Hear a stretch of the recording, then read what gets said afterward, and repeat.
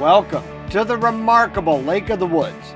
I'm your host, Mark Guido, and in this 475th episode of Grand Adventure, we'll explore the Canadian side of the lake, in Kenora, in northwestern Ontario. We'll bring you to the lake, the town, the RV camping, the history, and finally get the kayak out for some paddling on the lake. So stay tuned.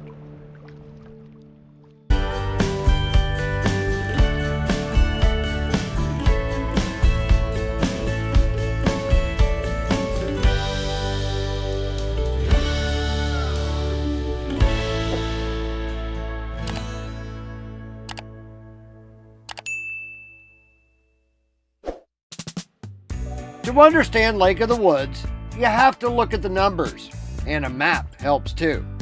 More than 70 miles long and over 70 miles wide, Lake of the Woods covers parts of the Canadian provinces of Ontario and Manitoba and the U.S. state of Minnesota.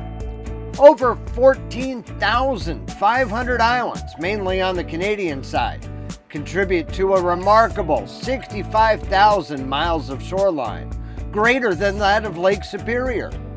It's the sixth largest freshwater lake, located at least partially in the United States, after the five Great Lakes.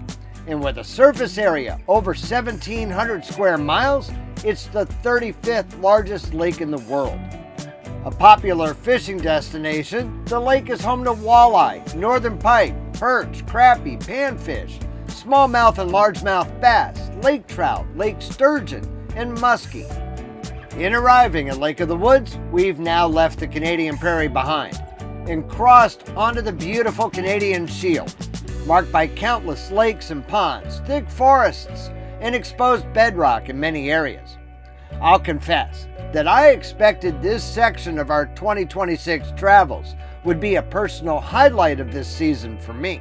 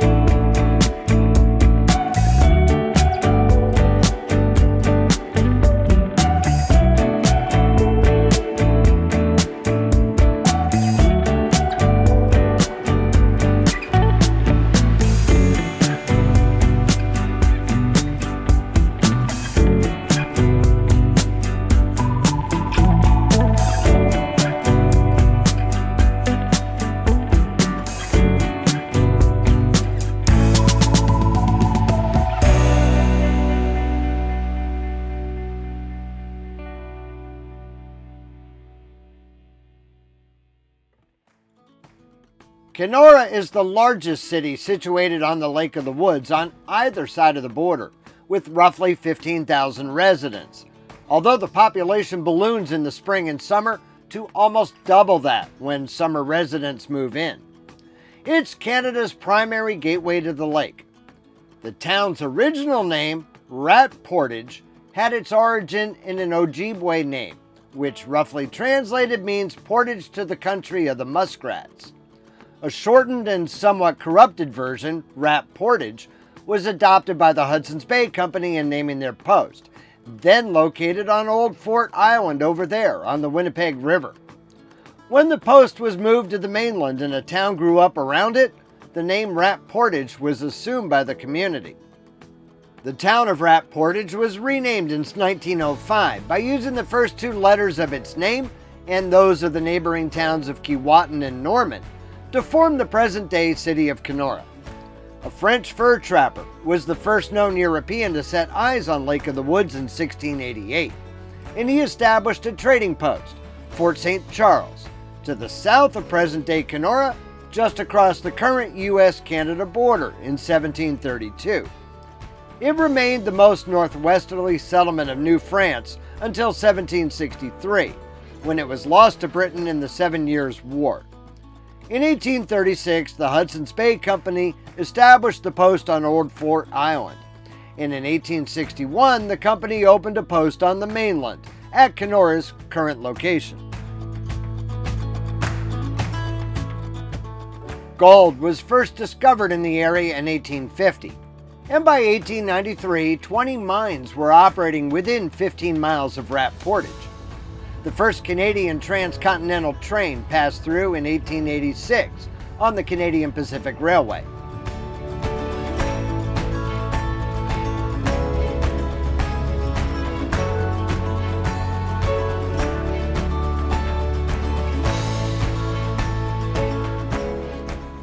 A highway was built through Kenora in 1932, becoming part of Canada's first coast-to-coast highway in 1943, and then part of the Trans-Canada Highway, placing the community on both of Canada's major transcontinental transportation routes.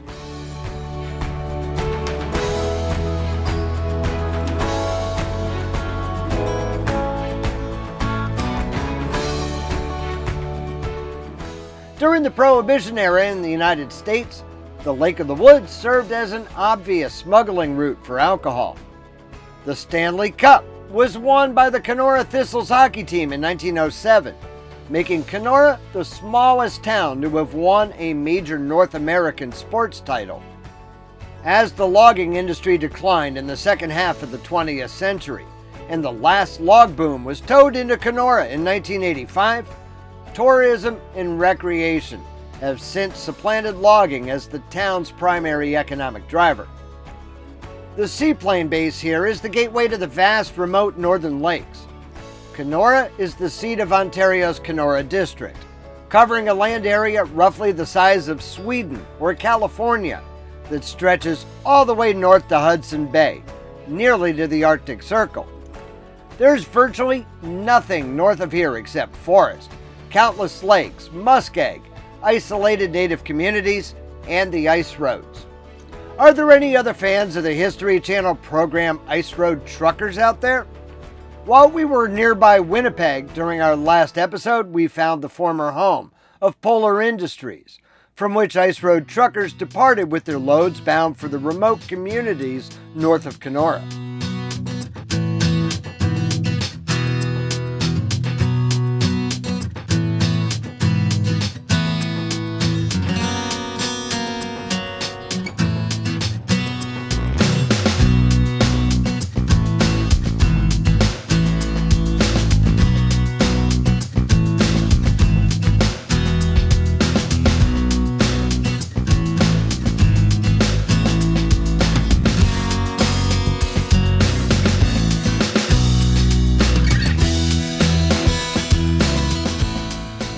There are numerous and varied dining options available in Kenora, options that easily outsize the small town, thanks to its status as a tourism hotspot. Here, at the waypoint at Lake of the Woods Marina on Norman Bay, I found the local walleye dinner that I've been craving.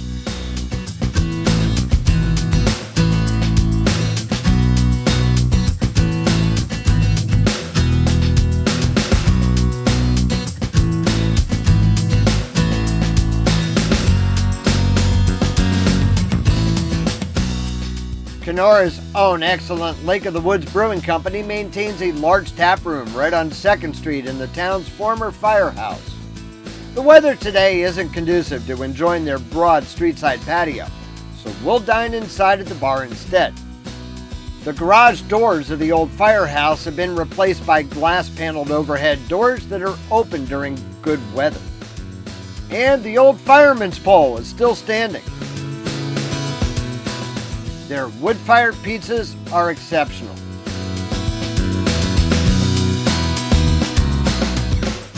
We'll share the waterfront town park where we're camping, show you an excellent local history museum, and bring you out onto Lake of the Woods, immediately following a brief message from our valued video sponsor, Brooklyn Bedding.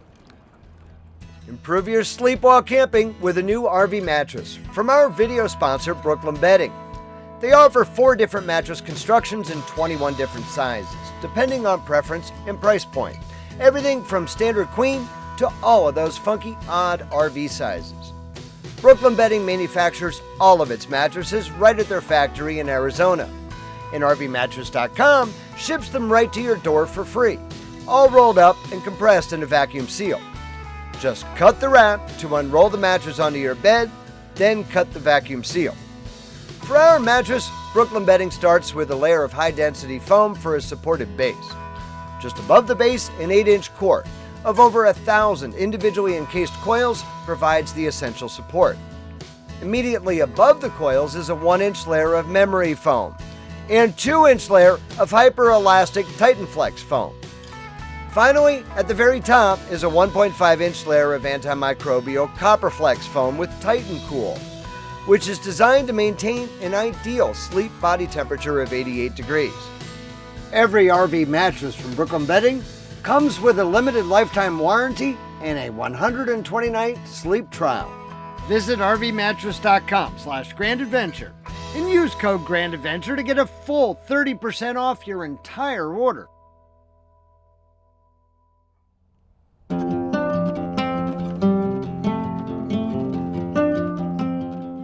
Lakefront on Golf Course Bay on the edge of town, Anicinabe Park is currently owned by the city of Kenora, but day-to-day operation and maintenance of the park and its campground are contracted out to private companies.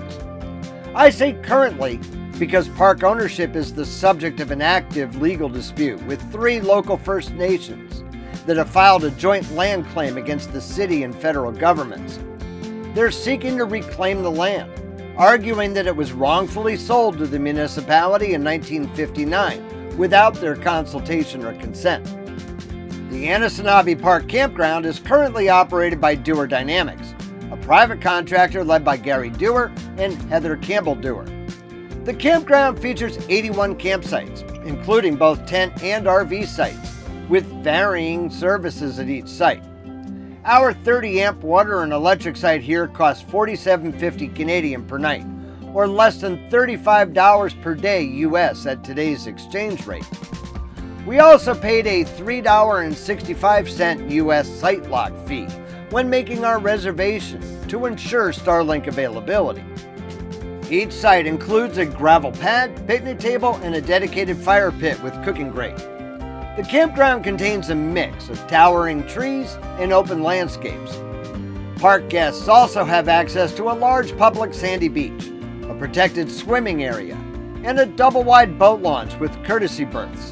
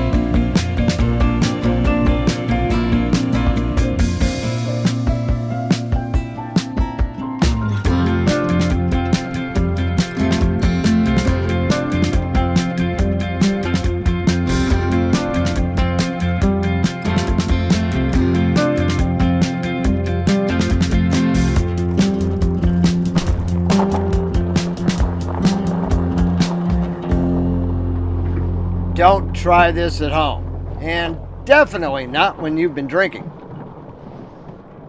The Muse houses both the Lake of the Woods Museum and Douglas Family Arts Center, widely regarded as one of the finest small museums in Canada, and located lakefront right in the downtown core. We're focusing today on the Lake of the Woods Museum, which offers a deep dive into the diverse heritage of the region. Its exhibits feature local history, regional indigenous heritage, early pioneer settlements, and the local lumber and fur trading industries. The archives maintained here serve as the primary memory bank for Kenora and the surrounding Canadian Shield.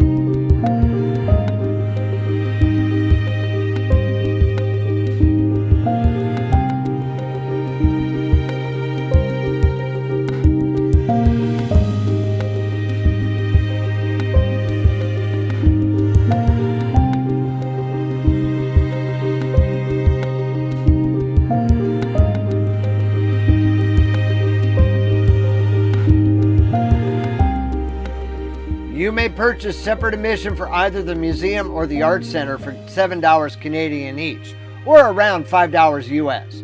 Or you may combine the two for $12 Canadian or $8.75 US.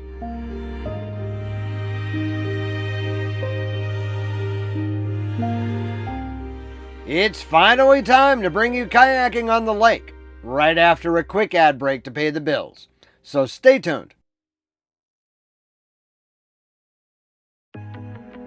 After nearly 2 months carting this thing around this season, the weather and the authorities have finally both cooperated, allowing us to get this beast out onto the water. We're launching right from our temporary home at Anicinabe Park. The northern portion of the Lake of the Woods is a fascinating paddle, thanks to its many islands and deep bays.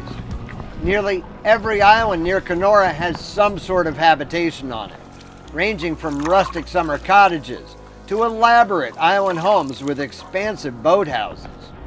First up is Ramona Island.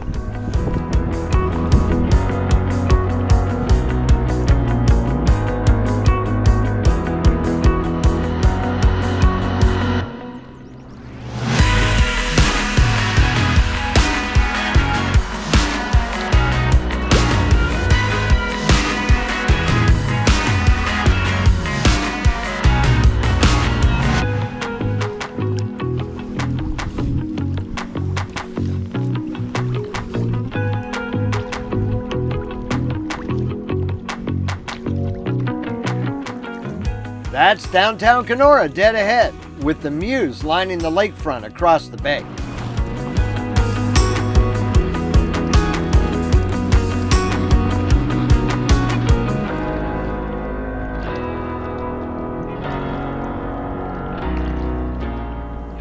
This is Goat Island. Goat Island is linked to Johnson Island by a narrow marshy isthmus that a family of ducks has now called home.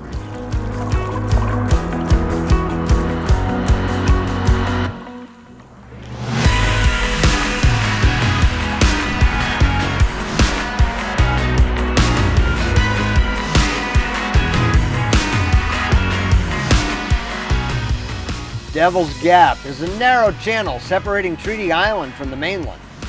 Here at Devil's Gap, I'm experiencing for the first time ever in a freshwater lake a distinctly noticeable current. Because it is a narrow, restricted bottleneck, funneling a massive volume of water from the main body of Lake of the Woods toward the lake's outlet in Kenora, the water must speed up to pass through the choke point. This creates a distinct, continuous current through the gap.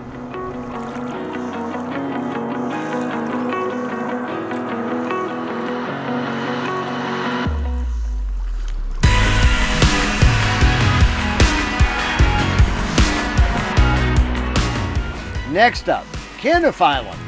At first, this one looked to be uninhabited, but then a few small aging structures revealed themselves as I paddled past.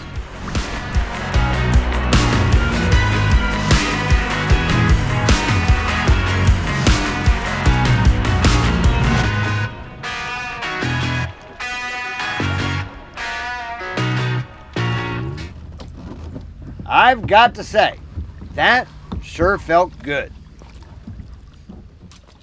So we hope that you've enjoyed visiting Lake of the Woods in Kenora, Ontario with us. We're going to get packed up here for a long move to a short stay in Thunder Bay, Ontario. So if you're not yet a grand adventurer yourself, there is no better time than right now for you to go smash that little subscribe button and ring that notification bell to be sure that you never miss a grand adventure, which we premiere right here every Wednesday evening. We'd be honored if you shared the channel with your friends, family, and on social media. But if you enjoyed this visit to Lake of the Woods, please be sure to give us a huge thumbs up down below. And while you're down below, that's where you'll find the comment section, where we love to hear from you each and every week. So until next week from Thunder Bay, please remember, life is nothing but a grand adventure. We'll see you then.